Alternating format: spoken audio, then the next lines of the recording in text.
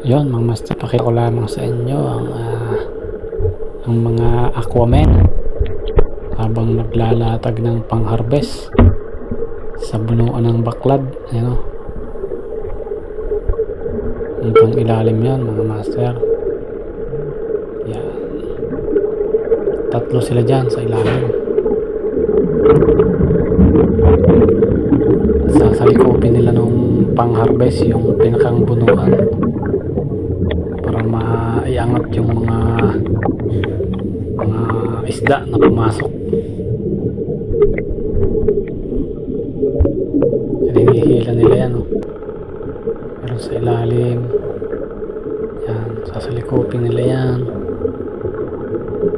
tatahiin yung tigkabilang dulo para nakasarado na.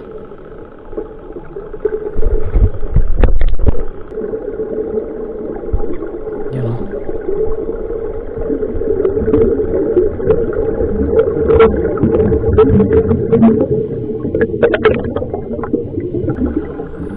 yun, nakasalikop na, taangatin na. Titingnan natin kung anong harvest. Yun o, medyo kukunti pa yung ating mga aquaman local version.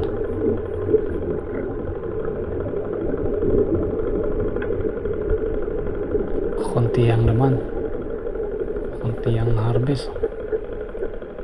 Wala halos makita ang isda dun sa lambat oh.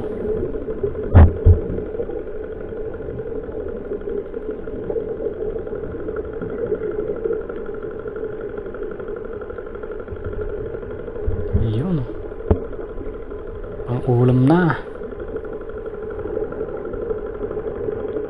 Pansigang naman, pansigang.